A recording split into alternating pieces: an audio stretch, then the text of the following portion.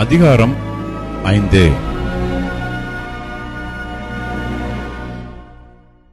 மூன்றாம் நாளிலே எஸ்தர் ராஜவஸ்திரம் தரித்துக்கொண்டு ராஜ அரமனையின் உள்முற்றத்தில் ராஜா கொலுவிருக்கும் ஸ்தானத்திற்கு எதிராக வந்து நின்றாள். ராஜா அரமனை வாசலுக்கு எதிரான கொலு மண்டபத்தில் ராஜாசனத்தில் வீற்றிருந்தான். ராஜா ராஜஸ்திரியாகிய எஸ்தர் முற்றத்தில் நிற்கிறதைக் கண்டபோது அவளுக்கு அவன் கண்களில் தயை கிடைத்ததினால் ராஜா தன் கையில் இருக்கிற பொற்செங்கோலை எஸ்தரிடத்திற்கு நீட்டினான். அப்பொழுது எஸ்தர் கிட்ட வந்து செங்கோலின் நுனியை தொட்டாள். ராஜா அவளை நோக்கி, எஸ்தர் ராஜாத்தியே, உனக்கு என்ன வேண்டும்? நீ கேட்கிற மன்றாட்டு என்ன? நீ ராஜ்யத்தில் பாதி மட்டும் கேட்டாலும் உனக்கு கொடுக்கப்படும் என்றான். அப்பொழுது எஸ்தர், ராஜாவுக்கு சித்தமானால் நான் தமக்கு செய்வித்த விருந்துக்கு ராஜாவும் ஆமானும் இன்றைக்கு வரவேண்டும் என்றாள். அப்பொழுது ராஜா எஸ்தர் சொற்படி செய்ய ஆமானை தீவிரித்து வரும்படி சொல்லி எஸ்தர் செய்த விருந்துக்கு ராஜாவும் ஆமானும் வந்தார்கள். விருந்திலே திராட்சரசம் பரிமாறப்படுகையில் ராஜா எஸ்தரை பார்த்து, உன் வேண்டுதல் என்ன? அது உனக்கு கொடுக்கப்படும். நீ கேட்கிறது என்ன?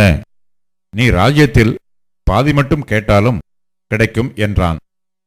அதற்கு எஸ்தர் பிரதியுத்தரமாக, ராஜாவின் கண்களில் எனக்கு கிருபை கிடைத்து என் வேண்டுதலை கட்டளையிடவும் என் விண்ணப்பத்தின்படி செய்யவும் ராஜாவுக்கு சித்தமாயிருந்தால் ராஜாவும் ஆமானும் நான் இன்னும் தங்களுக்கு செய்யப்போகிற விருந்துக்கு வரவேண்டும் என்பதே என் வேண்டுதலும் என் விண்ணப்பமாயிருக்கிறது.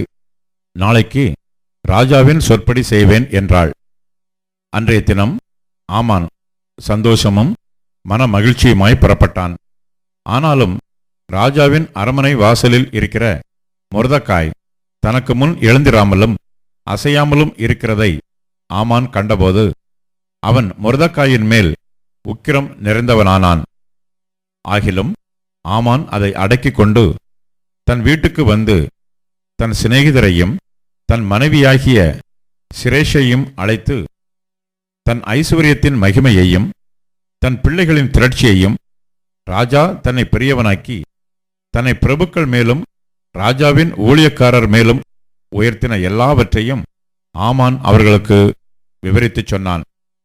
பின்னையும் ஆமான் ராஜஸ்திரியாகிய எஸ்தரும் தான் செய்த விருந்துக்கு ராஜாவுடனே கூட என்னை தவிர வேறொருவரையும் அழைக்கவில்லை. நாளைக்கும் ராஜாவுடனே கூட நான் விருந்துக்கு வரவழைக்கப்பட்டிருக்கிறேன்.